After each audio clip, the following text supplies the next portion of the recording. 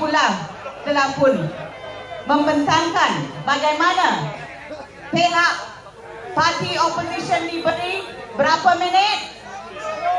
10 minit sahaja. Cukup ke tu? Cukup ke tu? Langsung tidak cukup. Langsung tidak cukup. So, what is Bersih fighting for? Bersih wants clean and fair elections. We want a level playing field. Medan pertandingan yang sama rata. That's what we want. But we don't have it. We don't have it. So, bagaimanakah, saudara-saudari, kita boleh lawan penipuan ini? Tahu tak? Tahu tak? Dengan keluar mengundi beramai-ramai. Boleh tak? Untuk PRU ke-13. Boleh tak? Pada masa sekarang, voter turnout kita adalah 75%. Bersih telah melancarkan suatu kempen Jom 100. Tahu tak kempen itu? Dengan kempen itu, kita mahu saudara-saudari keluar mengundi beramai-ramai sehingga 100%. Boleh tak? Will you all come out and vote for PRU ke-13?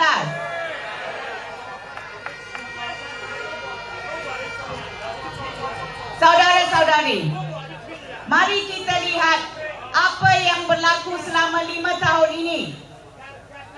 Kita melihat perkembangan politik dua parti, betul tak? We have seen a two-party system, correct? Kita telah melihat perkembangan masyarakat Maidani seperti Bersih, betul tak? Kita juga telah melihat perkembangan media online yang bebas. Online sahajalah, bukan mainstream media. Betul tak? So dengan itu, saudara-saudari, Malaysia sudah berubah. Sudah, perubahan sudah sampai. Ladies and gentlemen, people will tell you, don't change, no need to change. You know what I tell them? We have already changed.